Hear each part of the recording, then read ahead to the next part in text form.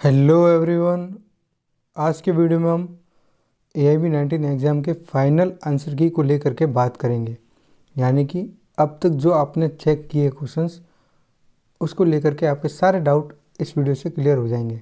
यानी कि ये जो आंसर की हैं जो मैंने बनाई है वो एकदम फाइनल और सटीक है। आपको ऑफिशियल आंसर की का वेट करने की भी ज़रूरत नहीं है। मतलब अगर इसके अनुसार आपके नंबर बन रहे हैं, आपका क्राइटेरिया पूरा हो रहा है, तो मतलब आप क्वालिफाई कर जाओगे AIB-19 को। क्या रहेगी कट ऑफ और कौन से सवाल होंगे डिलीट, इसी वीडियो में आपको आज सारे डाउट क्लियर कर दूंगा। इससे पहले भी मैंने वीडियो बनाया है, लेकिन काफ़ी स्टूडेंट के डाउट हो रहे हैं तो एक और वीडियो मेरे को बनाना पड़ रहा है। चलिए शुरू करते हैं। ये जो आंसर की है वो फाइनल है और सटीक है। इसके अनुसार अगर आपके आंसर मिल रहे हैं और सही मिलान हो रहे हैं तो मतलब आपका ये भी पूरी तरह से क्लियर हो जाएगा। आप एब्सोल्यूट क्लियर हो जाएगा आपका। एग्ज़ाम से पहले मैंने 4 कैटेगरी बनाई थी और 4 कैटेगरी में मैंने अलग अलग सब्जेक्ट को रखा था। उसी के अनुसार आपके पेपर को मैंने डिवाइड कर दिया है। जैसे कॉन्स्टिट्यूशन के 10 सवाल हैं, तो पहला जो सवाल है कॉन्स्टिट्यूशन का, आप सेट वाइज मत देखो कि कौन सा सेट है आपका, आपको सिर्फ सवाल देखना है। आपको मैं सवाल बताऊंगा और उसके आंसर सटीक आंसर बताऊंगा, आप चेक कर लेना। आप वीडियो को पॉज करके भी देख लेना कि आपका सवाल कौन सा है सेट A, B, C और D में। मैं यहाँ पर कॉन्स्टिट्यूशन के 10 सवाल लेकर के आया हूँ।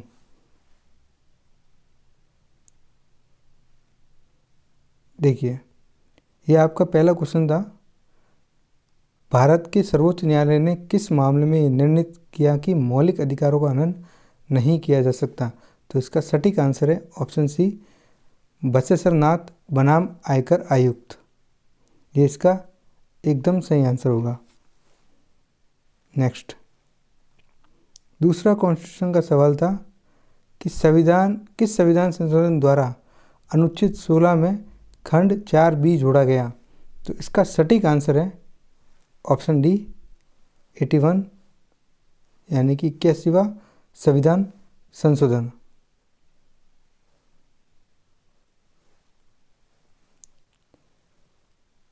फिर चलते हैं नंबर 3 पे। संविधान से पूछे जाने वाला नंबर 3 क्वेश्चन था। ये क्वेश्चन 106वें संविधान संशोधन अधिनियम के बारे में निम्नलिखित में से कौन सा कथन सही है। अब ये जो क्वेश्चन है ये बहुत डिस्प्यूटेड है। इसको मान के चलो ये डिलीट होगा। यानी कि यहाँ पर एक तो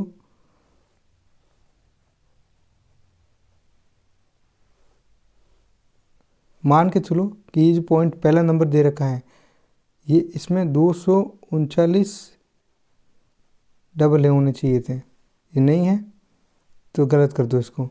ये भी गलत है, तो यानी कि अगर ऑप्शन में 3 और 4 हैं तब तो सवाल हो जाएगा सही। अगर 3 और 4 नहीं है तो मतलब सवाल होगा डिलीट। ऑप्शन में 3 और 4 नहीं है, इसका मतलब सवाल हो जाएगा डिलीट। ठीक है, ये मैंने यहाँ पर मेंशन भी कर रखा है डिलीट। मैंने यहाँ पर मेंशन किया है the act amend article 239 AA, 330A, 332A, 334A। तो ये जो सवाल है वो डिलीट हो जाएगा, कंप्लीटली डिलीट हो जाएगा। ठीक है, चलिए नेक्स्ट। संविधान का 4 नंबर का सवाल है, वो है संसद ने फेयर हाउसिंग एक्ट 2024 पारित किया जिसमें निम्नलिखित प्रावधान शामिल हैं। ये आपके क्वेश्चन आया था AIB-19 में और इस सवाल का सही आंसर है, मैं आपको सीधे आंसर ही बताऊंगा कि इस सवाल का जो सीधा आंसर है, सटीक आंसर है, वो होगा ऑप्शन A, पत्रकारिता का सिद्धांत। तो ये जो संविधान से पूछे जाने वाला सवाल है इसका आंसर होगा ऑप्शन A और ये सटीक आंसर है। ये आपको ऑफिशियल आंसर की वेट करने की ज़रूरत नहीं है, ये फाइनल आंसर है। आप चेक करते रहना। कई सारे स्टूडेंट के डाउट थे कि सर ये क्वेश्चन डिलीट होगा, वो डिलीट होगा। मैं आज सारे डाउट क्लियर कर दूंगा, इसलिए मुझे एक वीडियो और बनाना पड़ रहा है। अब ये एक सवाल आया था, किसी राज्य के खातों से संबंधित भारत के नियंत्रक एवं माल लेखा परीक्षक की रिपोर्ट किसको प्रस्तुत की जाएगी? यानी कि कैग की रिपोर्ट राज्य के खातों के संबंध में किसको जाएगी? तो राज्यपाल को जाएगी। ऑप्शन डी इसका एकदम एक्यूरेट आंसर होगा। नेक्स्ट, अब आप चेक कर लेना फिर से कि आपका कितना स्कोर बन रहा है और कमेंट में मुझे बता देना। उसके अनुसार मैं आपको बोल दूंगा आप क्वालिफाई हो, या खुद ही आप चेक कर लेना क्वालिफाई कर जाओगे। 6 नंबर क्वेश्चन पूछा गया था, भारत के संविधान का निम्नलिखित में से कौन सा अनुच्छेद ये घोषित करता है कि सर्वोच्च न्यायालय अभिलेख न्यायालय होगा? तो ऑप्शन बी इसका सटीक आंसर होगा और एकदम सही एक्यूरेट आंसर है। फाइनल आंसर होगा ऑप्शन बी, यानी कि आर्टिकल 129। फिर आता है 7वें नंबर का क्वेश्चन, जिसमें पूछा गया था कि किस मामले में पंजीकृत सोसाइटी को अनुच्छेद 12 के उद्देश्य के लिए प्राधिकरण माना गया था? तो इसका आंसर हो जाएगा option A. Final answer Ajay Hasiya बनाम Khalid Mujeeb. Accurate answer, final answer. Answer की यानी कि ऑफिशियल आंसर का वेट करने की ज़रूरत नहीं है, ये फाइनल आंसर की है। इसके अकॉर्डिंग आपके अगर क्वेश्चन सही हो रहे हैं, इसका मतलब आप पेपर रख दो अंदर, रिजल्ट वाले दिन रिजल्ट ही देखना, आप क्वालिफाई हो जाओगे। नंबर 8 पे पूछा गया है, किस संविधान संशोधन अधिनियम ने जीएसटी से संबंधित प्रावधान सम्मिलित किए थे? तो जीएसटी जोड़ा गया था, अमेंडमेंट था वो 101 वाला, यानी कि ऑप्शन बी सटीक आंसर होगा, यानी कि फाइनल आंसर है ना। इसके अलावा कोई आंसर इसका होगा नहीं, 101 एकदम सही आंसर होगा। तो ये एक फाइनल आंसर है। चलिए नेक्स्ट, संविधान का क्वेश्चन था, फिर भारत के राष्ट्रपति के खिलाफ महाभियोग की कार्रवाई कौन शुरू कर सकता है? तो इसका सटीक आंसर है संसद का कोई भी सदन कर सकता है। फाइनल आंसर होगा कोई भी सदन कर सकता है। Option D is the correct answer. फिर आता है नंबर 10 पे, लास्ट संविधान का सवाल था, जिसमें पूछा गया था आपके एग्जाम में 19 में, कौन सा अनुच्छेद संसद और उसके सदस्यों की शक्तियों, विशेषाधिकारों और उन्मुक्तियों से संबंधित है? तो इसका एकदम फाइनल एक्यूरेट आंसर है ऑप्शन ए 105, आर्टिकल 105। ये आपको ध्यान में रखना है कि 10 सवाल पूरे हो चुके हैं और मैंने 10 के आंसर आपको बता दिए। आप चेक कर लेना, चाहे वीडियो पॉज करके देख लेना, लेकिन आपके सवाल के आंसर इस आंसर की से मिल रहे हैं, इसका मतलब आपका क्वालिफिकेशन हो जाएगा, क्वालिफाई आप हो जाओगे। फिर आती है आपके नंबर 2 सीपीसी, जो कि 10 नंबर की थी। मैंने 4 कैटेगरी बांटी थी एग्जाम से पहले, उसी के अकॉर्डिंग मैं सॉल्व करवा रहा हूँ। अगेन, जिला न्यायालय ए में एक मुकदमा लंबित है, लेकिन एक पक्षकार मीरा जिला न्यायालय बी में इसे स्थानांतरित करने का अनुरोध करती है। यह दावा करते हुए न्यायालय ए में न्यायाधीश पक्षपाती हैं। विरोधी पक्षकार रवि ये कहते हुए आपत्ति करता है कि अनुरोध निराधार है। ये तय करने का अधिकार किसके पास है कि मुकदमा स्थानांतरित किया जा सकता है या नहीं? तो ये तो तय करेगा ऑप्शन ए उच्च न्यायालय, ठीक है, हाई कोर्ट या फिर सुप्रीम कोर्ट, सर्वोच्च न्यायालय। तो ऑप्शन ए जो होगा वो इसका एक्यूरेट आंसर होगा, ठीक है, एकदम सही आंसर होगा, फाइनल आंसर होगा इसका। नेक्स्ट, वेट करने की भी ज़रूरत नहीं है ऑफिशियल आंसर की। अगर इसके अकॉर्डिंग आपके क्वालिफाई कर रहे हो तो निश्चित हो जाना आप पास हो। नंबर 2 नंबर सवाल जो था वो उसमें पूछा गया था, माया अपनी पड़ोसी नेहा से कुछ राशि की वसूली के लिए न्यायालय ए में मुकदमा दायर करती है। कार्रवाई के दौरान नेहा अनुरोध करती है कि सीमा नामक एक तीसरे पक्ष को मुकदमे में शामिल किया जाए, यानी कि उसको भी मुकदमे में जोड़ना है, पक्षकार बनाना है, क्योंकि सीमा कथित रूप से इस ऋण के लिए उत्तरदायी है। माया आपत्ति जताते हुए दावा करती है कि सीमा कोई आवश्यक पक्षकार नहीं है। न्यायालय ए तब आवेदन की समीक्षा करता है और निर्णय लेता है कि सीमा को वास्तव में प्रतिवादी के रूप में शामिल किया जाना चाहिए, यानी कि पक्षकारों को जोड़ना। तो इसका सही आंसर हो जाएगा आदेश 1 नियम 10 ऑर्डर 1 रूल 10, ऑप्शन डी ये इसका फाइनल आंसर हो जाएगा। अब आपको आंसर की वगैरह की देखने की ज़रूरत भी नहीं है, ये फाइनल आंसर की है। इसके अकॉर्डिंग अगर आपके नंबर आ रहे हैं तो आप पास हो।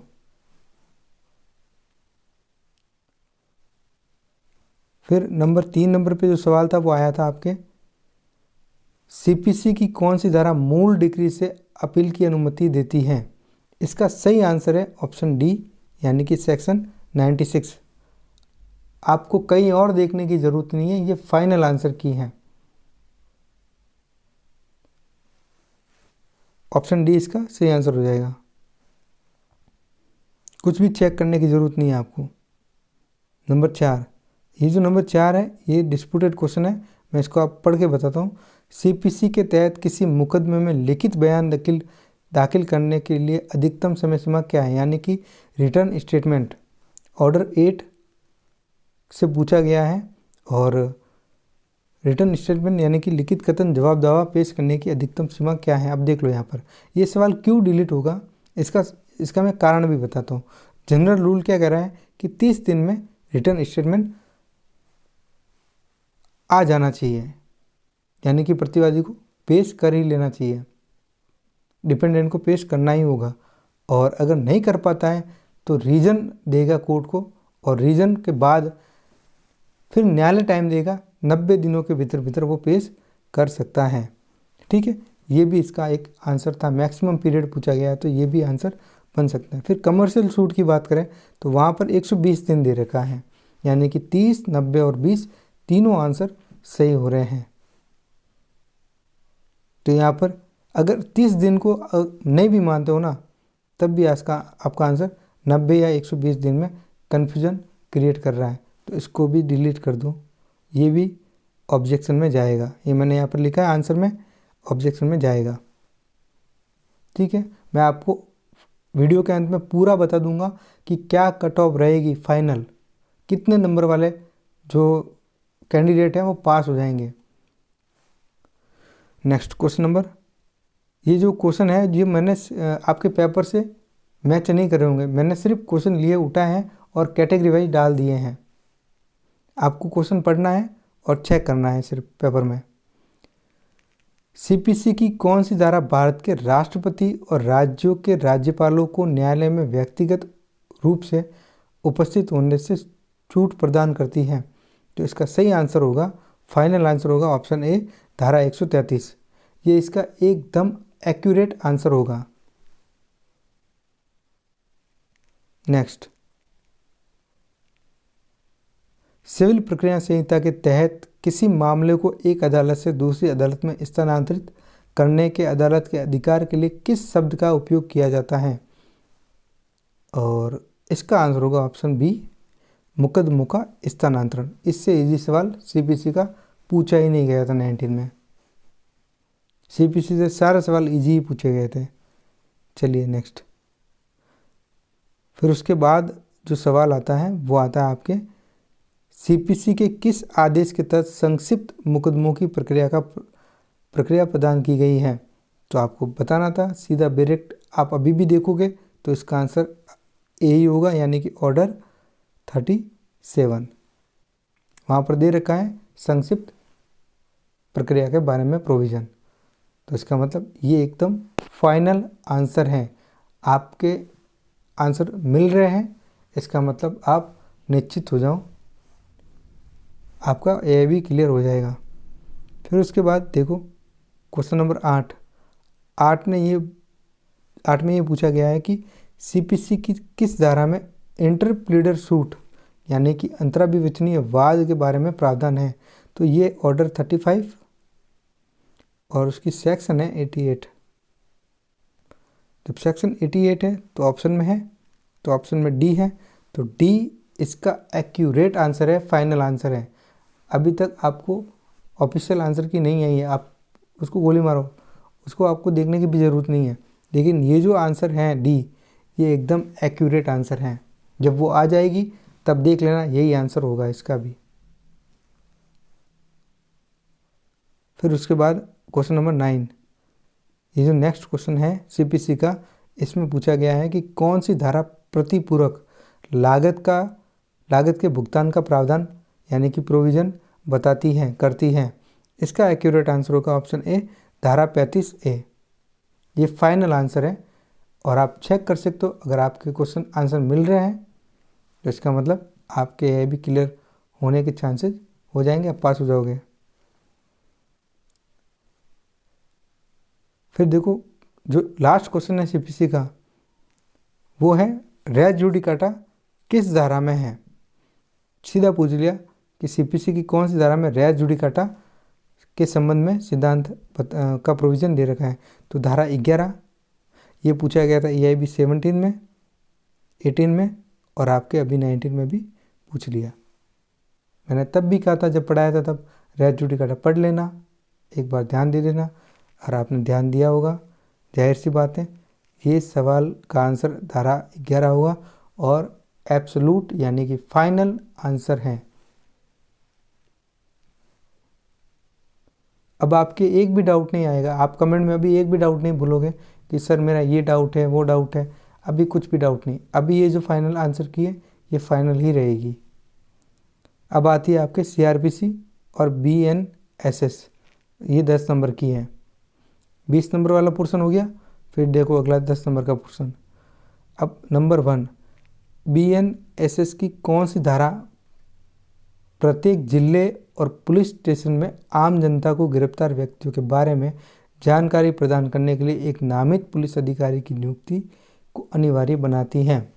तो इसका आंसर होगा ऑप्शन बी, धारा 37, फाइनल आंसर। नेक्स्ट, BNSS की किस धारा में घोषित अपराधियों की भारत के बाहर स्थित संपत्ति की पहचान करने, उसे कुर्क करने और जब्त करने के बारे में प्रावधान दे रखा है। तो सेक्शन होगी 86 यानी कि ऑप्शन सी, ये इसका फाइनल एक्यूरेट आंसर है। आप मिलान करते रहना, क्रॉस चेक करते रहना आपका क्वेश्चन सही हो रहा है या नहीं। ये फाइनल आंसर की है। अब चाहे BCI जारी करे ना करे उससे मेरे को कोई फ़र्क नहीं पड़ता, जारी कर देगी तब आप देख लेना, यही इसका आंसर होगा उसमें भी।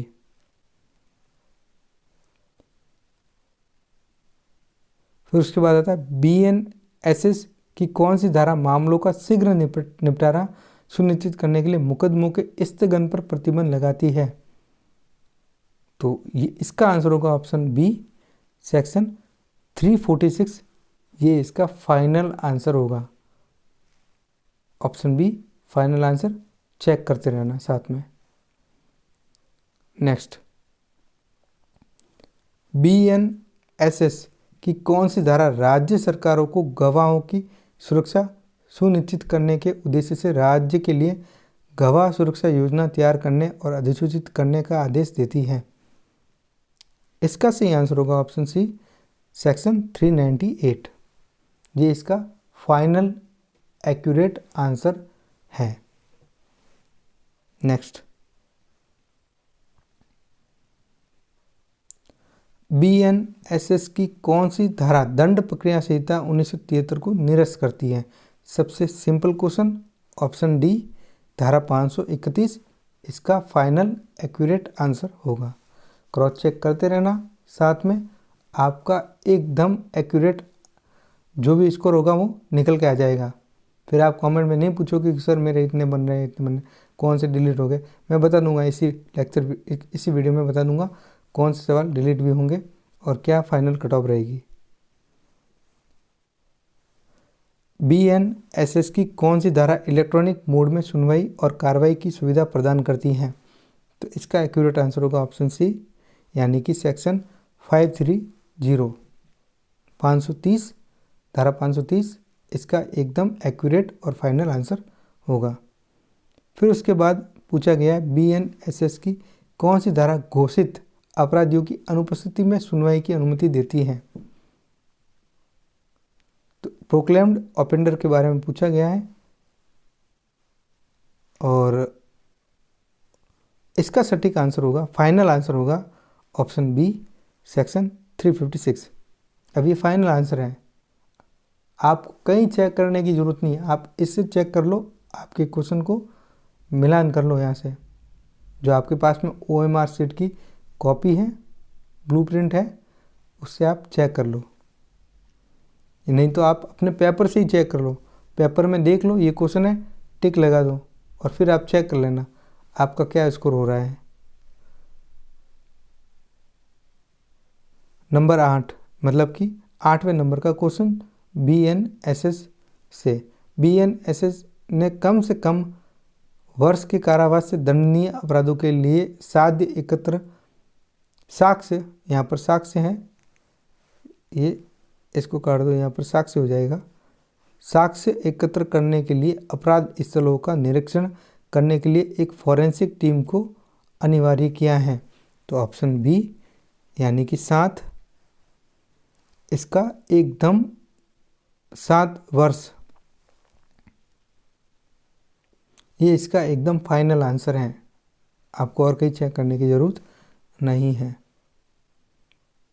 फिर उसके बाद में आता है नेक्स्ट क्वेश्चन, BNSS ने संज्ञेय अपराध होने पर FIR दर्ज करने का प्रावधान शामिल किया है, चाहे अपराध किसी भी क्षेत्र में किया गया हो। इस FIR को किस नाम से जाना जाएगा? तो इसका सटीक आंसर और फाइनल आंसर होगा 0 FIR यानी कि 0 FIR, ऑप्शन ए। नेक्स्ट, अब ये जो क्वेश्चन है इसका आंसर मैं बताऊंगा, पहले पढ़ लो। निम्नलिखित कथनों पर विचार करके करें और नीचे दिए गए प्रश्न का उत्तर दें। श्री पटेल पुलिस अधिकारी हैं, होने के नाते शिकायत और सूचना प्राप्त करते हैं कि राजू बैंक की डकैती में शामिल था और उसने अपने खेत में मूल्यवान संपत्ति छिपाने में भी मदद की है, जैसा कि 2 ग्रामीणों ने कहा है। इस संबंध में निम्नलिखित पर विचार करें। आपको इसी को पढ़ना है, आपको इसी को ध्यान में रखना है और इसी को ध्यान में रखते हुए आपको आंसर भी बताना था। अब पुलिस अधिकारी श्री पटेल राजू को बिना वारंट के गिरफ्तार करना चाहते हैं, विदाउट वारंट गिरफ्तारी करना चाहते हैं, तो फिर कौन सा कथन सही होगा? एक तो ये कथन सही हो जाएगा, नंबर 2 वाला, चूँकि राजू के खिलाफ उचित शिकायत प्राप्त हुई है और ग्रामीणों की गवाही के कारण एक पक्का संदेह है, इसलिए उसे तुरंत गिरफ्तार किया जाता है। एक तो ये सही हो जाएगा, एक नंबर 4 वाला सही हो जाएगा। ये दोनों कथन सही हो जाएंगे। राजू को तथ्यों और परिस्थितियों से परिचित किसी भी व्यक्ति को कोई प्रलोभन देने, धमकी देने, वादा करने से रोकने के लिए गिरफ्तार किया जा सकता है। क्योंकि मामला डकैती का पूछा गया है ना 2 ग्रामीणों को, तो ग्रामीणों वाला भी सही हो जाएगा, ऑप्शन बी। ऑप्शन ये जो 2 कथन है ये भी सही हो जाएगा, फिर ये भी कथन सही हो जाएगा, यानी कि 2 और 4 सही है। तो इसका फाइनल आंसर होगा ऑप्शन ए, 2 और 4 कथन एकदम सही है। ठीक है, चलिए नेक्स्ट। BNSS की कौन सी धारा राज्य सरकारों को गवाहों की सुरक्षा सुनिश्चित करने के उद्देश्य से राज्य के लिए गवाह सुरक्षा योजना तैयार करने और उसे अधिसूचित करने का आदेश देती है? कई सारे स्टूडेंट कमेंट में कह रहे हैं सर 198 है, सर 198। मैं बताता हूँ फाइनल आंसर। इसका फाइनल आंसर होगा आपके 398, ऑप्शन सी। ऑप्शन सी इसका एक्यूरेट आंसर होगा। नेक्स्ट, फिर आपके एविडेंस एक्ट, एविडेंस लॉ यानी कि इंडियन कॉन्ट्रैक्ट एक्ट या फिर BSA, इससे भी 8 नंबर के सवाल आए हैं आपके एग्ज़ाम में। और पूछा गया है कि BSA की धारा 22 में, अगर आपके पास में ब्रेक था तो देखना था, धारा 22 में कौन सा शब्द जोड़ा गया है? साक्ष्य अधिनियम की धारा 24 में मौजूद नहीं था। तो इसका आंसर होगा ऑप्शन ए, प्रपीड़न। इंग्लिश मीडियम वालों के लिए भी देख लो, ये इसका ऑप्शन ए सही हो जाएगा। ये फाइनल आंसर है, ऑप्शन ए। नेक्स्ट,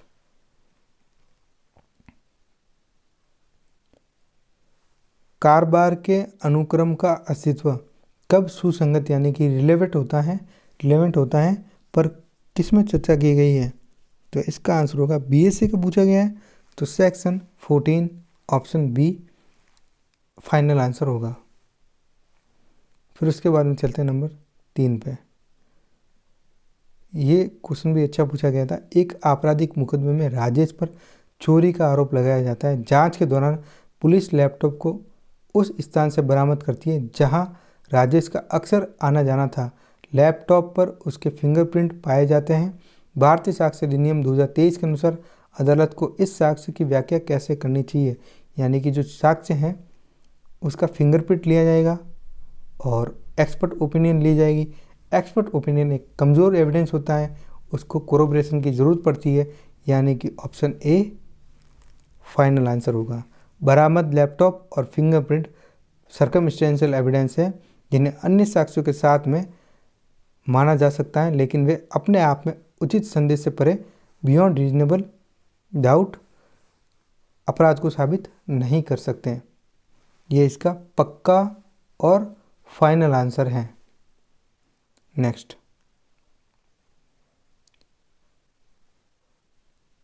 जहां कोई दस्तावेज कई भागों में जैसे मुद्रण, लिथोग्राफी या फोटोग्राफी, वीडियो रिकॉर्डिंग, इलेक्ट्रॉनिक या डिजिटल रिकॉर्ड के रूप में कंप्यूटर संसाधन में निष्पादित किया जाता है, वहां BSA 2023 प्रत्येक भाग को किस रूप में वर्गीकृत करता है? तो इसका सही आंसर होगा, कई सारे स्टूडेंट कह रहे थे कि सर सेकेंडरी एविडेंस होगा, नहीं, ये होगा प्राइमरी एविडेंस, ऑप्शन डी प्राथमिक साक्ष्य। ये फाइनल आंसर है और एक्यूरेट आंसर है। नेक्स्ट, पूछे जाने वाला सवाल, BSA की किस धारा में प्रावधान है कि कोई भी न्यायालय मंत्रियों और भारत के राष्ट्रपति के बीच की किसी भी पत्र व्यवहार को अपने समक्ष प्रस्तुत करने की अपेक्षा नहीं करेगा? तो आंसर होगा इसका 165, यानी कि ऑप्शन ए धारा 165 सेक्शन 165। अगर आपके आंसर मिल रहे हैं तो आप क्वालिफाई कर जाओगे। 165 एकदम सटीक और फाइनल आंसर है। आंसर की वेट करने की आपको ज़रूरत भी नहीं है, ये फाइनल आंसर है। फिर उसके बाद मैं बताता हूँ आपको, भारतीय साक्ष्य अधिनियम की धारा 46 के अनुसार सिविल मामलों में चरित्र साक्ष्य कब प्रासंगिक होता है? तो ये तो कभी होता ही नहीं है वैसे तो। ये जो कैरेक्टर एविडेंस जो होता है वो रिलेवेंट नहीं होता है सिविल के केस में। क्रिमिनल केस में होता है लेकिन सिविल के केस में ये नहीं होता है रिलेवेंट, लेकिन वो तब हो जाएगा जब वो अन्य रिलेवेंट फैक्ट से कनेक्टेड हो, जुड़ा हुआ हो, यानी कि ऑप्शन ए इसका सही आंसर हो जाएगा, फाइनल एक्यूरेट आंसर। फिर उसके बाद सबसे इजी क्वेश्चन पूछा गया, BSA 2023 की धारा 146 के तहत अदालती कार्रवाई में लीडिंग क्वेश्चन कब पूछे जा सकते हैं? ये तो आपने मॉक टेस्ट में भी कवर किया था। इसका फाइनल आंसर होगा क्रॉस एग्जामिनेशन में। अगर आपको जीरे समझ में नहीं आता है छोड़ दो, ऑप्शन सी इसका करेक्ट आंसर है। जीरे के दौरान और जब मामूली शुरुआती अविवादित या पर्याप्त रूप से साबित हो तो सूचक प्रश्न पूछे जाने की अनुमति होती है, यानी कि यहाँ अगर आपको समझ में नहीं आता जीरे क्या होता है, क्रॉस एग्जामिनेशन पढ़ लेते। ऑप्शन सी इसका सही आंसर होगा, एकदम सही और सटीक आंसर है। फिर ये जो BSA का पूछे जाने वाला नेक्स्ट सवाल है वो है, BSA 2023 की धारा 78 उपधारा 2 के अनुसार किसी दस्तावेज पर हस्ताक्षर करने या उसे प्रमाणित करने वाले अधिकारी के बारे में धारणा क्या है? प्रिजम्पशन क्या है? कोर्ट की प्रिजम्पशन होगी दस्तावेज पर हस्ताक्षर या प्रमाणन करते समय अधिकारी के पास में दावा किया गया आधिकारिक पद था। Option B final accurate answer है। आप चेक करते रहना, आपका जो स्कोर आएगा उसके अकॉर्डिंग आप क्वालिफाई कर जाओगे। नेक्स्ट, फिर आती है आपकी IPC जो कि 8 नंबर की थी, जिसमें BNS भी था। पूछा गया है पहला सवाल, भारतीय न्याय संहिता किस बल को आपराधिक बल यानी कि क्रिमिनल फोर्स मानती है? तो ये तो आंसर इसका सीधा ही सही था, ऑप्शन बी जब इसका प्रयोग जानबूझकर बिना सम्मति के किया जाए जिससे चोट भय क्षोभ कारित हो। तो ऑप्शन बी इसका एक्यूरेट आंसर है। Next question number 2। भारतीय न्याय संहिता 2023 के अनुसार धारा 182(1) के तहत करेंसी नोट या बैंक नोट जैसे दिखने वाला दस्तावेज बनाने या इस्तेमाल करने पर अधिकतम जुर्माना कितना है? ऑप्शन बी 300 रुपये जुर्माना है। ये इसका फाइनल और एक्यूरेट आंसर होगा।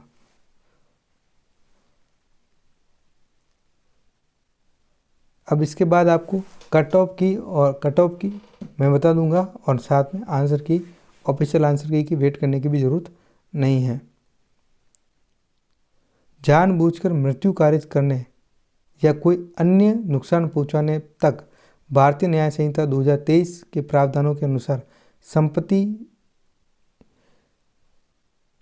प्राप्त करने के प्रयास करने वाले गलतकर्ता की विस्तारित है। रक्षा का अधिकार किस अपराध करने से है? इसको ही पूछा गया, इंग्लिश में पढ़ लेते हैं। वॉलेंट्री कॉजिंग ऑफ डेथ और of any other harm to the wrong doer in which of the offence committed और अटेम्प्टिंग टू बी कमिटेड। यानी कब आप मृत्यु कारित कर सकते हो सेल्फ डिफेंस में? जब संपत्ति को नुकसान कारित करने की बात हो रही हो। ठीक है, तो संपत्ति के नुकसान के संबंध में ये सही है, ये भी सही है, ये गलत है। तो अगर दोनों ऑप्शन में दे रखे हैं यानी कि 1 और 2 सी आंसर से हो जाएगा। ये इसका फाइनल एक्यूरेट आंसर होगा। चलिए नेक्स्ट। राजेश सुनील के साथ तीखी बहस में उसे लोहे की भरी छड़ से मारता है। इस वार से सुनील का हाथ टूट जाता है और कई हफ्तों तक उसका इस्तेमाल नहीं कर पाता है। मेडिकल रिपोर्ट से पुष्टि हुई है कि फ्रैक्चर गंभीर चोट के बराबर है, यानी कि ग्रीवियस हर्ट के बराबर है। राजेश ने निम्नलिखित में से कौन सा अपराध किया है? तो जब आपने ग्रीवियस हर्ट पढ़ा था तब वहाँ पे पढ़ा था फ्रैक्चर होना भी गंभीर उपाधि यानी कि चोट मानी जाती है, जो कि धारा 325(a) के तहत जानबूझकर गंभीर चोट पहुंचाना इसका फाइनल आंसर हो जाएगा। ऑप्शन ए इसका एक्यूरेट आंसर है। नेक्स्ट, फिर आता है कल्पेबल होमिसाइड और मर्डर वाला क्वेश्चन, जो कि मैंने बताया था कि एक क्वेश्चन हमेशा ही पूछता है। विजय की हत्या करने के इरादे से अमित ने उस पर चाकू से हमला किया। विजय को गंभीर चोटें आई और उसकी मौके पर ही मौत हो गई। जहां से पता चला कि अमित ने ये जानते हुए कृत्य किया कि उसके कृत्यों से उसकी मौत हो सकती थी। हालांकि विजय की मृत्यु की पूर्व योजना या इरादे का कोई सबूत नहीं था। अब कह रहे हैं कि इरादा था, कई स्टूडेंट कह रहे हैं सर इंटेंशन के साथ मारा है। तो आप जब पढ़ोगे ना कल्पेबल होमिसाइड और मर्डर दोनों में ही इंटेंशन होता है। बस आपको जब यही पढ़ना है, इंटेंशन दोनों में ही होता है। लेकिन यहाँ पर मर सकता है लाइकलीहुड आ रहा है, यानी कि एक तरह का आपको समझना संभावना बन रही है। जब संभावना बनती है तो चला जाता है और प्री प्लानिंग भी नहीं थी। तो ऑप्शन ए इसका एक्यूरेट और फाइनल आंसर है। आईपीसी की धारा 304 के तहत गैर इरादतन हत्या यानी कि आपराधिक मानववध। नेक्स्ट, बलात्कार के मामलों में सजा को बीएनएस की किस धारा में शामिल किया गया है जिसमें पीड़िता 16 या 12 वर्ष से कम आयु की महिला है? तो ऑप्शन ए धारा 65 इसका एक्यूरेट और फाइनल आंसर होगा। उसके बाद बीएनएस द्वारा स्नैचिंग का एक नया अपराध शामिल किया गया। बीएनएस की कौन सी धारा स्नैचिंग को अपराध के रूप में परिभाषित करती है? तो ये तो सिंपल क्वेश्चन था। ऑप्शन सी इसका सही आंसर होगा 304। धारा 304 जोड़ी गई है। चलिए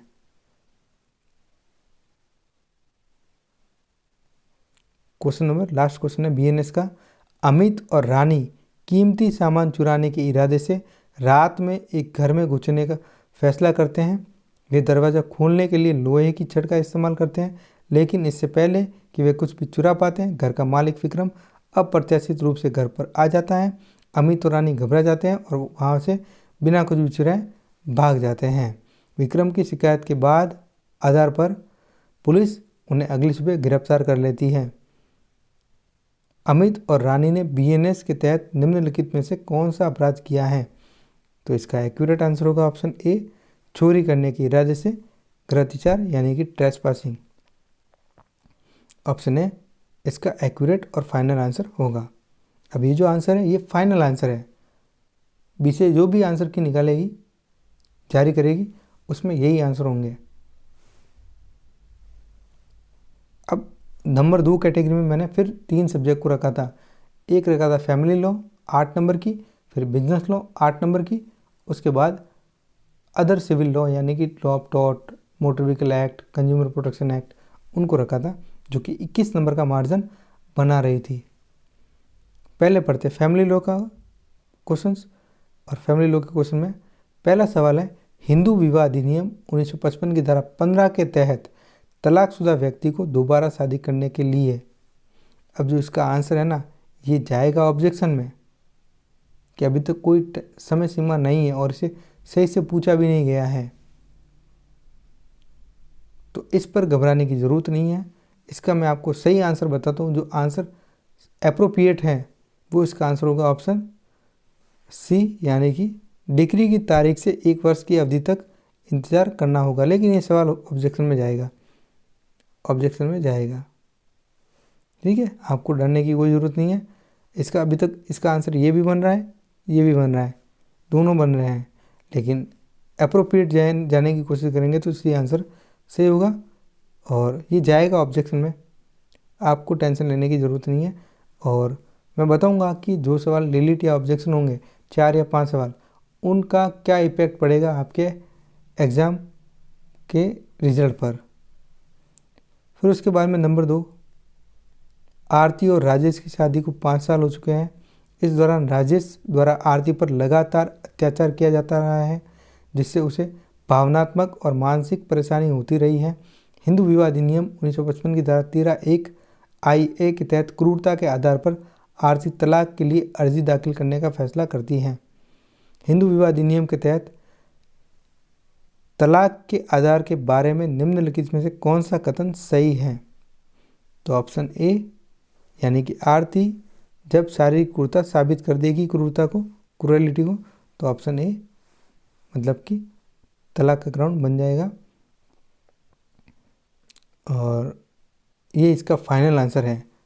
आरती क्रूरता के आधार पर तलाक की मांग तभी कर सकती है जब वो मानसिक या शारीरिक क्रूरता साबित कर दें। उसके बाद क्वेश्चन नंबर 3, जिन मामलों में दाएं भाग लागू नहीं होती है वहाँ पर होती है मिताक्षरा। तो ऑप्शन सी इसका फाइनल आंसर होगा। दाएं भाग असम और बंगाल में ही लागू होती है, मिताक्षरा पूरे भारत में लागू होती है सिवाय असम और बंगाल को। तो यानी कि यहाँ पूछा गया है कि जहाँ दाएं भाग साइलेंट है वहाँ पर मिताक्षरा लागू होगी। ऑप्शन सी एक्यूरेट आंसर है। नेक्स्ट क्वेश्चन है, निशा और आकाश अलग हो चुके हैं और वे दोनों अपने नाबालिग बच्चे आरव की कस्टडी चाहते हैं। निशा मुख्य देखभाल करता रही है, जबकि आकाश का दावा है कि वह आरव के लिए बेहतर वित्तीय स्थिरता प्रदान कर सकता है। वे दोनों संरक्षक एवं प्रतिपाल्य अधिनियम गार्जियन एंड वार्ड्स एक्ट 1890 के तहत अदालत का दरवाजा खटखटाते हैं। आरव की कस्टडी निर्धारित करने में अदालत मुख्य रूप से निम्नलिखित में से किस कारक पर विचार करेगी? तो हमेशा न्यायालय क्या देखेगा? बच्चे का सर्वोपरि कल्याण। ठीक है, तो ऑप्शन बी इसका एक्यूरेट और फाइनल आंसर। नेक्स्ट, अब ये मैचिंग वाला सवाल था, मिलान करना था आपको। तो इसको तो मैं आपको सीधा आंसर बता देता हूँ कि इसमें पूछा गया था। देखो, सायरा बानू वाला केस है ई नंबर पे और 3 तलाक है 5 पे, तो यानी कि ई = 5। ये जहाँ दे रखा हो ऑप्शन में वो आंसर सही हो जाएगा। तो देखो कहाँ दे रखा है, ऑप्शन बी में दे रखा है E = 5 बराबर दे रखा है, यानी कि ये गलत है, ये भी गलत है, ये भी गलत है। बी इसका एक्यूरेट और फाइनल आंसर होगा। नेक्स्ट, हिंदू विवाह अधिनियम 1955 के अंतर्गत किन धाराओं में सपिंड संबंधों के संबंध में चर्चा की गई है? ये भी जाएगा ऑब्जेक्शन में जाएगा, मतलब कि 4 सवाल हो गए अब तक। इसका जब एक्यूरेट आंसर की तरफ बढ़ेंगे तो ऑप्शन डी इसका एक्यूरेट आंसर है। लेकिन ये जो आंसर सी है, कई सारे स्टूडेंट ये भी सही करके आए हैं, तो ऑब्जेक्शन रेज होगा। अब इस सवाल का जवाब तो बीसीए ही बताएगी कि सही है या गलत है, या फिर दोनों आंसर सही कर देंगे, यानी कि या तो फ़ायदा मिल जाएगा आपको, जिन्होंने सी किया वो भी सही, जिन्होंने डी किया वो भी सही, या फिर क्या होगा, या पूरा सवाल ही डिलीट कर देंगे। और ऐसे मामले में जहाँ तक मेरी संभावना, मेरा अनुभव है, कहता है कि दोनों आंसर सही कर देंगे। फिर नेक्स्ट, वैवाहिक अधिकारों की पुनर्स्थापना का उपाय हिंदू विवाह अधिनियम 1955 की किस धारा में दिया गया है? Restitution of conjugal right they रखा है सेक्शन 9 में। ऑप्शन सी इसका एक्यूरेट फाइनल आंसर होगा। मैच कर लेना, अगर इसके अकॉर्डिंग आपके आंसर सही हो रहे हैं और क्वालिफाई कर रहे हो, क्राइटेरिया पूरा हो रहा है, जनरल ओबीसी 45 और शेड्यूल कास्ट शेड्यूल ट्राइब 40%, अगर पूरा हो रहा है तो कोई दिक्कत वाली बात नहीं है, आप पास हो। फातिमा एक मुस्लिम महिला है जिससे उसके पति इमरान ने तलाक के माध्यम से विवाह विच्छेद कर लिया है। फातिमा अब इमरान से अपने और अपने 2 नाबालिग बच्चों के लिए भरण पोषण की मांग कर रही हैं। इमरान का तर्क है कि फातिमा ने दोबारा शादी कर ली है, इसलिए वह किसी भी भरण पोषण की हकदार नहीं है। मुस्लिम कानून के तहत फातिमा के भरण पोषण के दावे के संबंध में निम्नलिखित में से कौन सा कथन सही है? मुस्लिम कानून का पूछा गया है। देखो, मुस्लिम कानून के तहत ये नहीं पूछा है सीआरपीसी की 125 धारा 125 या बीएनएसएस की धारा 144, नहीं पूछा है। मुस्लिम कानून के तहत सीधी सी बात बतानी है, एक्यूरेट आंसर होगा भरण पोषण पाने की हकदार नहीं है क्योंकि दोबारा शादी कर ली है। ऑप्शन डी फाइनल आंसर होगा। फिर उसके बाद में अदर सिविल लॉ, यानी कि लॉ ऑफ टॉर्ट से ज़्यादा पूरे सवाल आ गए 5 नंबर के, तो फिर दूसरे सवाल पूछे ही नहीं। जब मैंने पढ़ाया था तो मैंने कहा था कि लॉ ऑफ टॉर्ट से ही सवाल पूछे जाएंगे मोस्टली। श्री बी ने श्री ए के कब्जे वाले परिसर को छोड़ने के लिए कहा। जब श्री ए ने मना कर दिया तो श्री बी ने अपने कुछ कामगारों को इकट्ठा किया जो श्री ए के चारों ओर इकट्ठा हो गए। उन्होंने अपनी आस्तीन ऊपर कर ली और वादी की गर्दन तोड़ने की धमकी दी, लेकिन वह नहीं किया, सिर्फ धमकी दी और युक्त डर पैदा किया, तो ये हो जाएगा असॉल्ट। यानी कि जब किसी व्यक्ति को, ये 2 व्यक्ति हैं, अब ये इसको मुक्का दिखा रहा है, तो जब दिखा रहा है तो ये हो जाएगा हमला, और जब इसको मार देगा तब हो जाएगा बैटरी। जब दिखा रहा है, अभी तक नहीं मारा है, तो असॉल्ट हो जाएगा। ऑप्शन ए इसका फाइनल एक्यूरेट आंसर हो जाएगा। फिर नंबर 2, लिफ्ट लेते समय सुश्री जे को पता था कि ड्राइवर श्री टी शराब के नशे में है। जब उसको पता है कि शराब के नशे में है, परिणाम स्वरूप कार दुर्घटनाग्रस्त हो गई और सुश्री जे को छोटे आई किस बचाव का दावा किया जा सकता है? टी कौन से बचाव का सहारा लेगा? यानी कि mister J knowing while taking the lift that driver mister tea was under the influence of alcohol, consequently car met with an accident and Mr. J got injuries and she has filed the case for compensation. Which defense could be claimed by Mr. T? तो mister T क्या लेंगे? Volenti non fit injuria. Option D is correct answer होगा। Option D इसका सही answer होगा। ये final answer है। फिर टॉट से पूछा जाने वाला सवाल, श्री के एक इमारत के मालिक हैं जिसमें बहुत सारे कमरे हैं और उन्हें किराए पर दे करके उन्होंने काफ़ी आय अर्जित की है।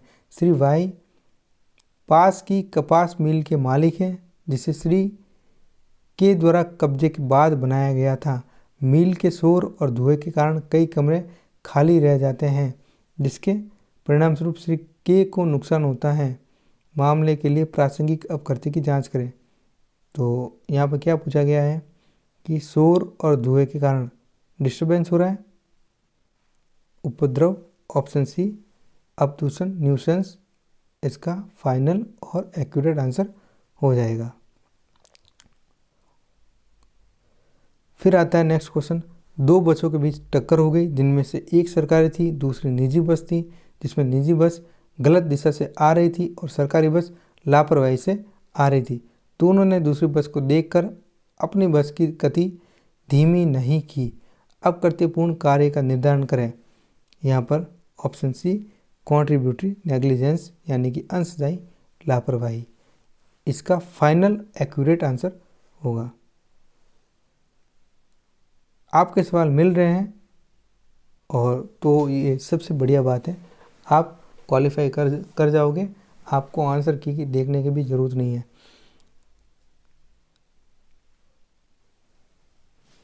देखो नेक्स्ट क्वेश्चन पूछा गया, सुश्री जे बैंकर हैं, उन्होंने श्री एप का चेक स्वीकार करने से मना कर दिया यद्यपि उसके पास पर्याप्त शेष राशि थी और इससे सुश्री एप को कोई नुकसान भी नहीं हुआ है। तो ऐप किस परिदृश्य के तहत मामला दायर कर सकती हैं? इंजूरियस इन डेमनम यानी कि ऑप्शन ए फाइनल आंसर हो जाएगा, एक्यूरेट फाइनल आंसर। चलिए नेक्स्ट, फिर आता है बिजनेस लॉ यानी कि कॉन्ट्रैक्ट से पूछे गए सवाल, टॉर्ट से भी पूछे गए हैं, एसआरएस से भी पूछे गए हैं, एनआई से भी पूछे गए हैं। क्वेश्चन नंबर 1 कॉन्ट्रैक्ट से पूछा गया है, कानून द्वारा न किए जा सकने वाले अनुबंध के तहत शून्य कहा जाता है। तो ये दे रखा है धारा 2G में, ये इसका एक्यूरेट फाइनल आंसर होगा। नेक्स्ट, अमान्य गारंटी की धारणा के अंतर्गत आती है 142 से लेकर के 144, ऑप्शन ए फाइनल आंसर होगा।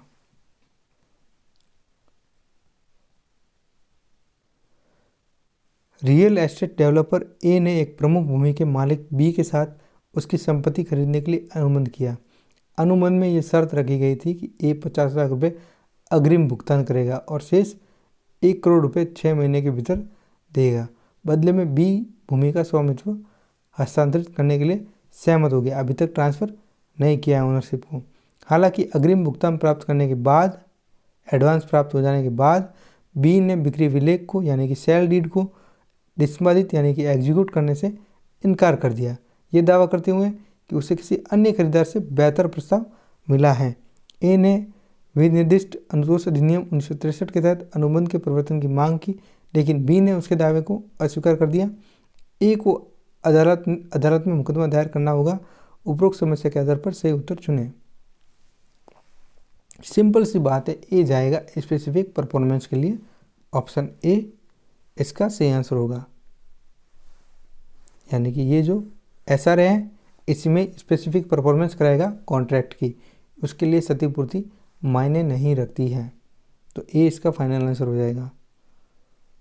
फिर उसके बाद नंबर 4 यानी कि इसी का नेक्स्ट सवाल, ए इस शर्त पर बी को भूमि का एक टुकड़ा हस्तांतरित करता है कि बी अगले 10 वर्षों तक भूमि को किसी और को ट्रांसफ़र नहीं करेगा। इस मामले में बी को अगले 10 वर्षों तक भूमि को किसी और को हस्तांतरित यानी कि ट्रांसफ़र करने का कोई अधिकार नहीं है। उपयुक्त समस्या के आधार पर सही विकल्प चुनें। तो इसका आंसर होगा ऑप्शन ए आंसर इसका फाइनल आंसर होगा। फिर नेक्स्ट,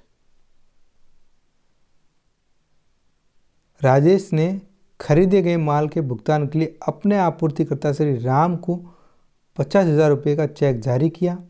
जब श्री राम शर्मा ने चेक जमा किया तो बैंक ने इसे अपर्याप्त निधि यानी इनसफिशिएंट बैलेंस टिप्पणी के साथ वापस कर दिया, यानी कि चेक बाउंस हो गया। उपयुक्त समस्या के आधार पर सही विकल्प चुनो। तब सही ऑप्शन इसका होगा मैजिस्ट्रेट की कोर्ट में जा सकता है शिकायत करने 3 महीने के भीतर। उसके पास मैक्सिमम पीरियड है 3 महीने, यानी कि जब बाउंस हुआ, चेक बाउंस होने की डेट से 3 महीने के अंदर अंदर मैजिस्ट्रेट की कोर्ट में जा सकता है। तो ऑप्शन डी इसका सही आंसर हो जाएगा। ये फाइनल आंसर है इसका। फिर आता है नेक्स्ट, विशिष्ट अचल संपत्ति की संपत्ति कैसे प्राप्त की जा सकती है। देखो इसका आंसर होगा, जहाँ पर आपको सिविल प्रक्रिया संहिता 1908 दिख रही है वो इसका सही आंसर होगा, यानी कि CPC 1908 में ही प्राप्त की जा सकती है। सी आंसर सही होगा। फिर आते हैं नेक्स्ट क्वेश्चन पर, संविदा कानून की कौन सी धारा परिभाषित करती है कि प्रस्ताव को किसी भी समय प्रस्तावक के विरुद्ध उसकी स्वीकृति की सूचना पूर्ण होने से पहले रद्द किया जा सकता है, लेकिन उसके बाद नहीं। तो धारा 5 एकदम फाइनल आंसर है, ऑप्शन डी फाइनल आंसर होगा, धारा 5। नेक्स्ट, विनिर्दिष्ट अनुतोष अधिनियम 1963 की धारा 31 किससे संबंधित है। ये संबंधित है लिखितों का निरस्तीकरण। ऑप्शन है कैंसिलेशन ऑफ इंस्ट्रूमेंट। फिर कैटेगरी नंबर 3 मैंने बनाई थी, उसमें 23 नंबर के मार्क्स थे, जो कि 4 नंबर वाले सब्जेक्ट वेटेज वाले सब्जेक्ट को मैंने रखा था। उसमें आ गया पहला ADR, अल्टरनेटिव डिस्प्यूट रिजोल्यूशन। पहला सवाल पूछा गया है, निम्नलिखित में से मध्यस्थता की कौन सी विशेषता है।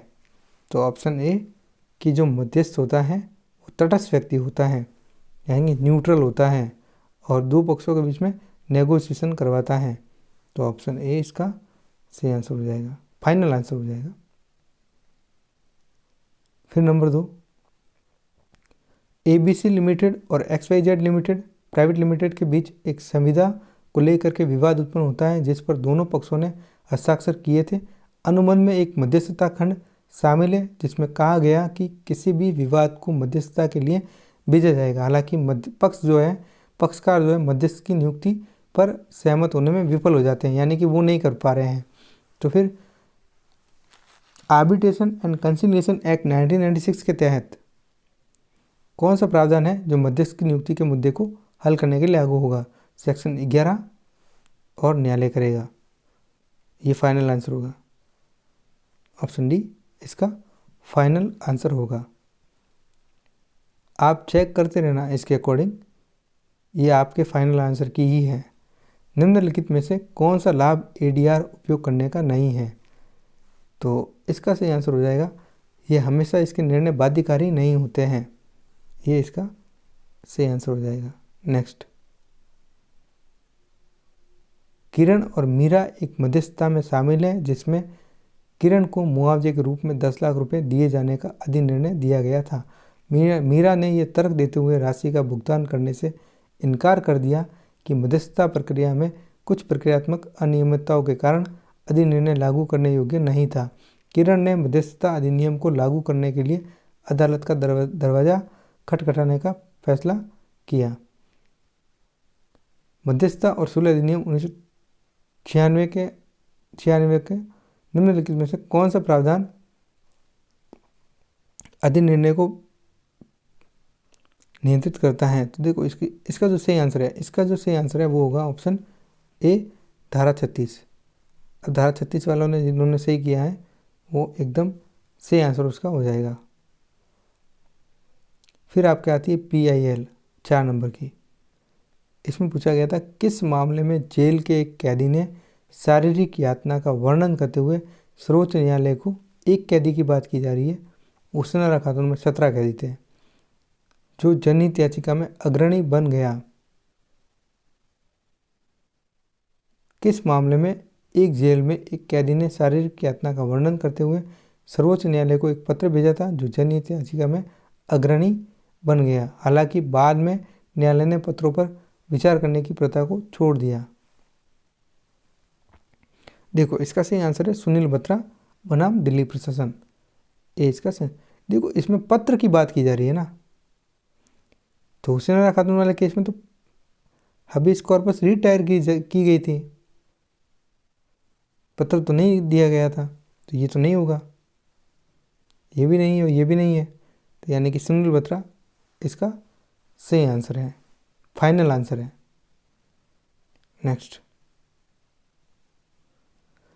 1980 के दशक की शुरुआत में एक सामाजिक कार्यकर्ता समूह ने दिल्ली के पास पत्थर की खदानों में काम करने वाले मजदूरों के गंभीर शोषण का पता लगाया। कई बच्चों सहित ये मजदूर बेहद खतरनाक परिस्थितियों में काम कर रहे थे, अस्थायी आश्रम स्थलों में रह रहे थे और वास्तव में कर्ज और जबरन मजदूरी के चक्र में फंसे हुए थे। इन परिस्थितियों से मौलिक मानवाधिकारों के सुनियोजित उल्लंघन का पता चला। वहाँ काम करने वाले लोगों की भयानक परिस्थितियों को देखने के लिए सुप्रीम कोर्ट से संपर्क किया गया और उक्त मामले में कोर्ट के निम्नलिखित विचारों में से एक को माना गया। अब जहाँ पर सुप्रीम कोर्ट की बात की जा रही है, तो जहाँ पर सुप्रीम कोर्ट है ऑप्शन बी, सुप्रीम कोर्ट ने जबरन मजदूरी के खिलाफ अनुच्छेद अधिकार को अनुच्छेद 21 के तहत जीवन और मानवीय गरिमा के अधिकार से प्राप्त एक मौलिक अधिकार के रूप में मान्यता दी। तो बी आंसर सब, ये जो आंसर है ये आपका एक्यूरेट और फाइनल आंसर होगा। नेक्स्ट, निम्नलिखित कथनों को पढ़ें और सही विकल्प चुनें। जनहित याचिका मामलों में न्यायालय पारंपरिक मामलों में समान निष्क्रिय भूमिका निभाता है। दूसरा कथन, जनहित याचिका तो गलत है, कथन पहला तो जनहित याचिका का मुख्य रूप से व्यक्तिगत विवादों नहीं होता है, ये भी गलत है, तो दोनों कथन गलत। ऑप्शन सी इसका करेक्ट आंसर हो जाएगा, फाइनल आंसर। नेक्स्ट, नीचे दो कथन दिए गए हैं। पहला कथन, जनहित याचिकाओं के मामलों में सुने जाने का अधिकार यानी कि लोकस स्टैंडी है। दूसरा, जनहित याचिका किसी भी जनहितैषी व्यक्ति को उन लोगों की ओर से अदालत का दरवाजा खटखटाने की अनुमति देती है जो खुद का प्रतिनिधित्व नहीं कर सकते। दोनों बातें सही बोली गई हैं, तो दोनों कथन सही होंगे, यानी कि ए और आर दोनों सही है। आर ए की सही व्याख्या कर रहा है, यानी कि डी ऑप्शन इसका एक्यूरेट आंसर हो जाएगा। नेक्स्ट, फिर आता है एडमिनिस्ट्रेटिव लॉ यानी कि प्रशासनिक विधि। क्वेश्चन नंबर 1, प्रत्यायोजित विधान को सर्वोत्तम रूप से परिभाषित कीजिए, यानी कि डेलीगेटेड लेजिस्लेशन क्या होता है। तो ऑप्शन बी इसका फाइनल आंसर हो जाएगा। संसद द्वारा उन्हें दिए गए अधिकारों के अनुसार प्रशासनिक प्राधिकरण बनाए गए कानून के तहत बनाए गए कानून, तो ये इसका फाइनल आंसर होगा। नेक्स्ट क्वेश्चन नंबर, वर्ष 2020 में धुरोड़ो गांव में कोविड महामारी के कारण पंचायत चुनाव नहीं हो सके, जबकि उसी वर्ष पंचायत का कार्यकाल समाप्त हो रहा था। श्री हरिवंश ने उस वर्ष पंचायत कार्यकाल समाप्त होने के पश्चात पंचायत में लोगों का प्रतिनिधित्व किया तथा राज्य के पंचायती राज अधिनियम के तहत प्रदत्त अधिकारों का प्रयोग करते हुए कानून बनाया कि उनकी आर्थिक गतिविधियों की दैनिक सीमा 100 रुपये ही रहेगी। निम्नलिखित में से किस मामले में इसकी अनुमति दी गई, प्रतिबंधित किया गया। देखो केस तो इसका है जालान ट्रेडिंग बनाम भारत संघ का, और यही इसका एक्यूरेट आंसर हो जाएगा। ठीक है, चलिए नेक्स्ट, निम्नलिखित में से कौन सा प्रशासनिक कार्य की न्यायिक समीक्षा के लिए आधार नहीं है। तो जनमत नहीं है, बाकी तीनों है, ये नहीं है, तो ये अगर ऑप्शन में है तो यही सही होगा, यानी कि केवल सी, केवल 4 ही सही आंसर होगा। फिर आता है आपका एडवोकेट एक्ट 4 नंबर का। व्यावसायिक नैतिकता में हितों का टकराव क्या दर्शाता है। ऑप्शन सी, व्यक्तिगत हित व्यावसायिक कर्तव्यों से टकराते हों, इसे कहेंगे हितों का टकराव। तो ऑप्शन सी इसका फाइनल आंसर हो जाएगा। फिर नेक्स्ट क्वेश्चन, अधिवक्ता श्री एक्स एक संपत्ति विवाद मामले में एक मुवक्किल श्री वाई का प्रतिनिधित्व कर रहे थे। कार्रवाई के दौरान अधिवक्ता श्री एक्स ने मामले में देरी करने के लिए एक विरोधी पक्षकार से रिश्वत स्वीकार की, जिससे श्री वाई के हितों को काफ़ी नुकसान पहुंचा। इसके अलावा श्री एक्स अपने मुवक्किल को महत्वपूर्ण सुनवाई की तारीखों के बारे में सूचित करने में विफल रहे, जिससे प्रतिकूल निर्णय हुए। देखो इसका आंसर होगा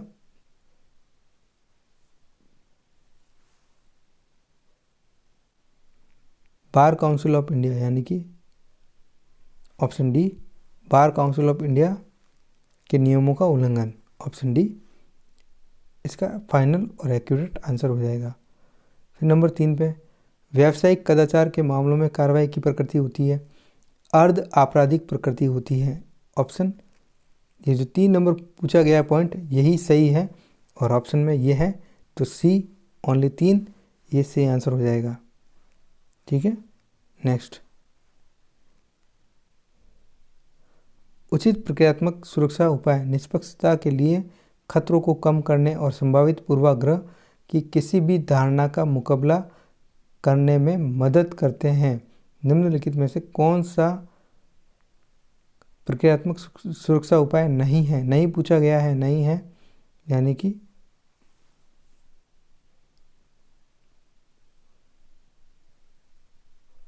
देखो एक तो ऑप्शन ये सही हो रहा है,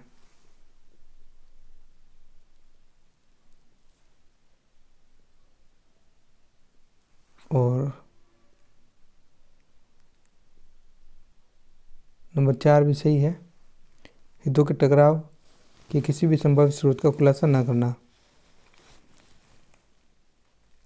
ये सवाल जाएगा ऑब्जेक्शन में, ऑप्शन सी, लेकिन ऑब्जेक्शन में जा सकता है। चलिए नेक्स्ट, फिर आता है लेबर लॉ। आपके लेबर लॉ में पूछा गया है, औद्योगिक संबंध संहिता 2020 के तहत नियोक्ता की परिभाषा में निम्नलिखित में से कौन शामिल है? देखो इसका आंसर हो जाएगा,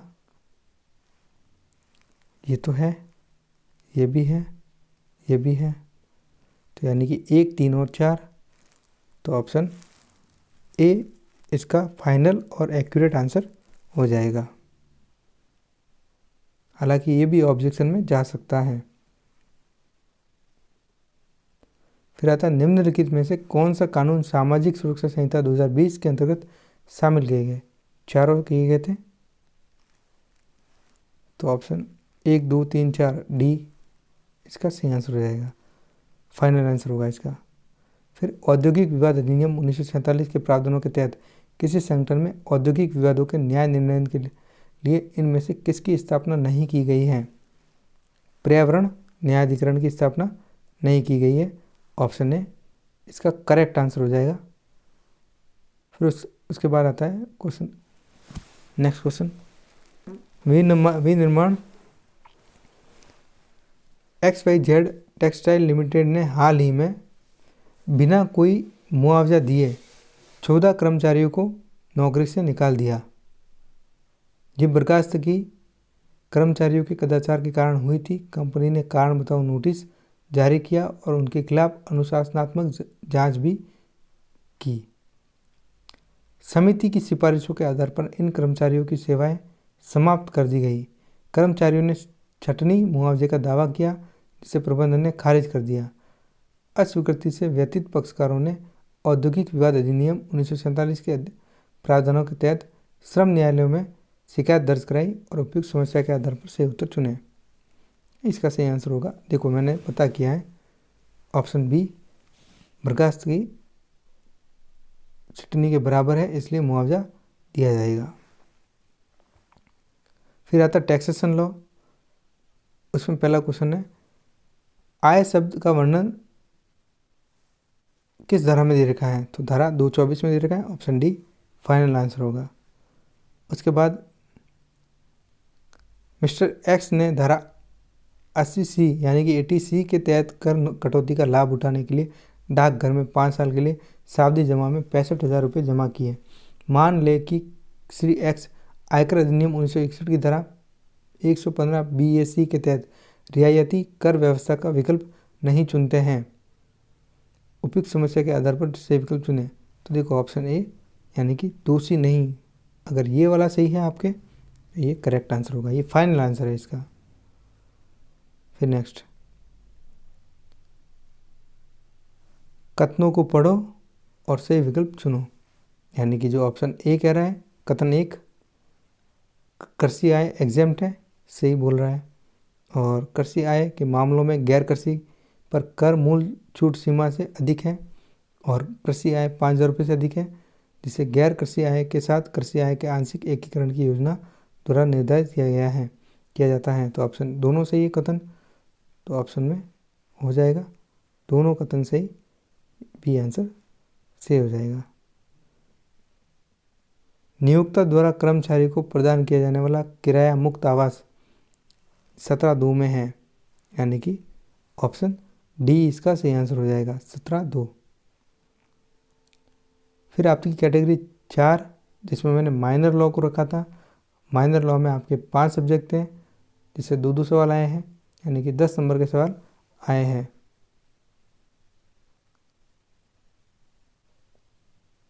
धारा 284 के अनुसार शेयर का अर्थ, यानी कि शेयर का अर्थ है किसी कंपनी की शेयर पूंजी में हिस्सा, और इसमें शामिल है स्टॉक। सीधा बैरेक में देखना था आंसर, इसका फाइनल आंसर है option C, stock. Next, company अधिनियम 2013 की धारा 43 के अनुसार प्रावधान है। शेयर पूंजी के प्रकार, ऑप्शन ए इसका फाइनल आंसर हो जाएगा। नेक्स्ट, एनवायरमेंटल लॉ, देखो यहाँ से पूछा गया है, सूरत शहर में एक्स नामक एक विनिर्माण कंपनी पर्यावरण संरक्षण अधिनियम 1986 और जल प्रदूषण निवारक एवं नियंत्रण अधिनियम 1974 के प्रावधानों का उल्लंघन करते हुए अनुपचारित औद्योगिक अपशिष्ट को पास की नदी में बहा रही है। इससे गंभीर प्रदूषण हुआ है, जिससे नदी का पानी पीने के लिए असुरक्षित हो गया है और जलीय जीवन को नुकसान पहुंच रहा है। स्थानीय किसान और निवासी जो सिंचाई और दैनिक ज़रूरतों के लिए नदी पर निर्भर हैं, दूषित पानी के कारण स्वास्थ्य संबंधी समस्याओं और फसल विफलताओं का सामना करने लगे हैं। स्थानीय प्रदूषण नियंत्रण बोर्ड को कई शिकायतों के बावजूद कंपनी के खिलाफ कोई कार्रवाई नहीं की गई। तो ये जो पूछा गया जल प्रदूषण निवारण नियंत्रण अधिनियम से धारा 24 डील करती हैं, ऑप्शन ए और धारा 24, ऑप्शन डी और धारा 24। फिर आता है आपके निम्नलिखित में से कौन सा अधिनियम अम्ब्रेला विधान के नाम से लोकप्रिय है। तो अम्ब्रेला विधान यानी कि पर्यावरण संरक्षण अधिनियम 1986, इसका ये सही आंसर होगा। नेक्स्ट, साइबर लॉ से पूछे जाने वाले सवाल, मध्यस्थ का वर्णन करने वाले सूचना प्रौद्योगिकी अधिनियम 2000 की धारा 2(1)(w) के अंतर्गत निम्नलिखित में से कौन से शामिल है। देखो ये भी शामिल है, ये भी है। फिर सोशल मीडिया प्लेटफॉर्म नहीं है। 4, इंटरनेट सेवा प्रदाता है। तो 1, 2 और 4, 1, 2 और 4 यानी कि बी इसका सही आंसर होगा। नेक्स्ट, मालती एक छोटी व्यवसायी है और ऑनलाइन कपड़ों की दुकान चलाती है। हाल ही में उन्होंने देखा कि उनकी वेबसाइट हैक कर ली गई है और उनके ग्राहकों की व्यक्तिगत जानकारी, जिसके नाम, पता, भुगतान विवरण चुरा ली गई है। कुछ ही समय बाद उनके कुछ ग्राहक ने अपने खातों में अनधिकृत लेन देन की सूचना दी। मालती इस घटना के खिलाफ शिकायत दर्ज कराना चाहती है। तो सही विकल्प बताना है, ऑप्शन बी इसका सही आंसर होगा। धारा 66 के तहत दंडनीय है, ग्राहक मुआवजा का दावा कर सकते हैं। नेक्स्ट, लैंड एक्विजिशन एक्ट से 2 नंबर के पूछे गए थे। पहला क्वेश्चन, भूमि अधिग्रहण अधिनियम, भूमि अधिग्रहण पुनर्वास पुनर्स्थापन 2013 के अनुसार सरकारें किस लिए भूमि अधिग्रहण कर सकती हैं। ऑप्शन कथन 1 भी सही है, कथन 2 भी सही है, कथन 3 भी सही है, तो ऑप्शन बी इसका सही आंसर हो जाएगा। फिर नंबर 2, लैंड एक्विजिशन एक्ट यानी कि भारत में भूमि अधिग्रहण अधिनियम 2013 किस पुराने कानून का स्थान लेगा। तो ये है आपके ऑप्शन बी 1894 का, 1894 की जगह आया है, ऑप्शन बी सही आंसर हो जाएगा। फिर इंटेलेक्चुअल प्रॉपर्टी एक्ट से 2 नंबर के पूछे गए थे। सोहम एक स्वतंत्र सॉफ्टवेयर डेवलपर ने फिट लाइफ नामक एक मोबाइल ऐप बनाया जो व्यक्तिगत फिटनेस प्लान प्रदान करता है। उन्होंने ट्रेडमार्क कानून के तहत ऐप का नाम और लोगो रजिस्टर्ड करवा लिया। ऐप के सोर्स कोड को कॉपीराइट किया। हालांकि उनके लॉन्च के 6 महीने बाद सोहम को एक बड़ी टेक कंपनी द्वारा विपणन किए जा रहे फिट लाइफ नामक एक प्रतिस्पर्धी ऐप का पता चला जिसमें एक समान लोगो और सुविधाएं थी। सोहम का मानना है कि प्रतिस्पर्धी ऐप ने उसके सोर्स कोड के तत्वों की नकल की है और ग्राहकों को गुमराह करने के लिए जानबूझकर एक भ्रामक रूप से समान नाम और लोगो का उपयोग किया है। उपयुक्त समस्या के आधार पर सही विकल्प चुनें। ट्रेडमार्क कानून के तहत क्या सोहम प्रतिस्पर्धी ऐप द्वारा समान नाम और लोगों के उपयोग के लिए उल्लंघन का दावा कर सकता है? तो फाइनल आंसर इसका होगा ऑप्शन डी। जानबूझकर एक भ्रामक रूप से सामान और लोगों का उपयोग किया। हाँ, अगर वह साबित कर सकता है कि नाम भ्रामक रूप से समान है, ऑप्शन डी से हो जाएगा। फिर आता है नेक्स्ट, भारत में साहित्यिक कृतियों के लिए कॉपीराइट संरक्षण की अवधि क्या है?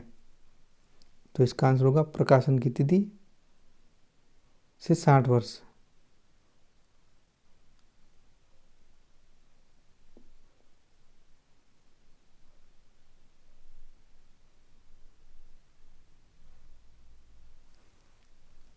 चलिए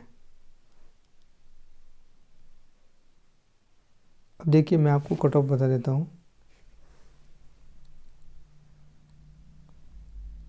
जो आपका मान लो कट ऑफ रहेगी जनरल ओबीसी 45%,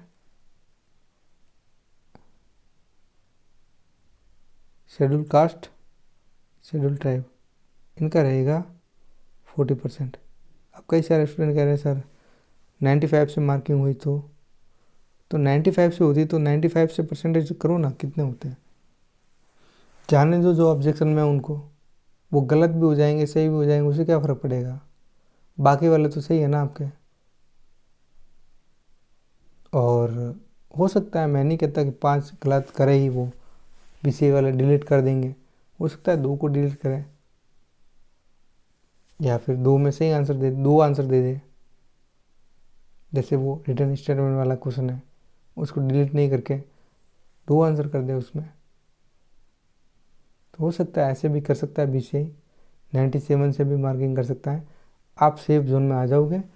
जहाँ भी मार्किंग होगी 95% से मार्किंग होगी, न तो आपको फ़ायदा मिलेगा न ही आपका नुकसान होगा। बस आपको इतना ध्यान में रखना है, न तो आपका फ़ायदा होगा न आपको बेनिफिट मिलेगा न ही आपको नुकसान होगा। बस इतनी बात आप ध्यान में रख के चलो, उसके अलावा कुछ भी नहीं होगा। सारे डाउट क्लियर कर दिए हैं मैंने। अब और एक बात बताना चाहता हूँ, जिन लोगों ने अपनी OMR शीट में गलतियाँ की हैं, जिनको नहीं करनी थी, अगर उन्होंने OMR शीट में गलतियाँ कर ली हैं तो अब उनको मैं रिक्वेस्ट करता हूँ कि वो बार काउंसिल ऑफ इंडिया को एक मेल कर दें कि मेरे से ये गलती हो गई है, ताकि उनके नोटिस में ये बात आ जाए, ताकि आपका रिजल्ट नहीं रोके वो। ठीक है, यही एक ऑप्शन है कि अगर OMR शीट में रोल नंबर सही से फिल नहीं किए, बुकलेट कोड सही से फिल नहीं किए, काट साट कर दी, कुछ भी कर दिया हो, ओवरराइट किया कर दिया हो, तब भी आपको मेल करना ही है, आपको BCI को मेल करना होगा। और कहाँ से करोगे? बार काउंसिल ऑफ इंडिया की ऑफिशियल वेबसाइट पर उसकी ईमेल आईडी दे रखी है, आपको बस ईमेल करना है। और जब ईमेल कर लोगे तो BCI की जानकारी में आ जाएगा कि आपने जो गलती की है उसकी नोटिस में आ जाएगा। आपका रिजल्ट नहीं रुकेगा, अदरवाइज रुका रहेगा। हो सकता है आपको हेड ऑफिस जाना पड़े, इसलिए कह रहा हूँ कि एक बार मेल कर लेना। उन्हीं बच्चों के लिए कह रहा हूँ जिन्होंने गलतियाँ की है OMR शीट को फिल करते समय। बाकी लोगों को टेंशन लेने की ज़रूरत नहीं है। रिजल्ट आएगा पॉजिटिव आएगा, सभी पास हो जाओगे, दिक्कत वाली बात नहीं है। जिन्होंने अच्छे से पढ़ा है, जिनका क्राइटेरिया पूरा हो रहा है 45% 40% का, वो बिल्कुल निश्चित होकर के रहिए, ये आंसर की फाइनल है, आप पास हो जाओगे। ठीक है, डाउट मन में नहीं रखना है। अगर डबल गोला भर लिया है किसी क्वेश्चन में तो वही क्वेश्चन गलत होगा, वही क्वेश्चन डिलीट होगा आपका, वही क्वेश्चन गलत होगा, बाकी वाले सारे सवाल सही होंगे। कई सारे स्टूडेंट पूछ रहे हैं डाउट कि सर उसका क्या होगा, उसका क्या होगा। कुछ भी नहीं करना है आपको, बस ये आंसर की मैंने दे दी है, उसके अकॉर्डिंग आप चेक कर लो। आपके 45 नंबर अगर जनरल ओबीसी हो, 45 से ज़्यादा आ रहे हैं, 45 भी आ रहे हैं, आप पास हो। और जो डाउट में जा रहे हैं उस वालों को छोड़ दो, कोई दिक्कत वाली बात नहीं, जाने दो ना उसको। तो आगे तो ये जब आएगा तब पता चलेगा ना, आंसर की जब आएगी, ऑब्जेक्शन रेज होंगे, कई सारे स्टूडेंट ऑब्जेक्शन रेज करेंगे सवालों में, तब जा कर के पता चलेगा कि कितने सवाल डिलीट होंगे और कितने पर टोटल एग्रीगेट करने पड़ेंगे। तो आप निश्चित होकर के रहिए, और जिनसे गलतियाँ हो गई है एक बार मेल ज़रूर कर लेना।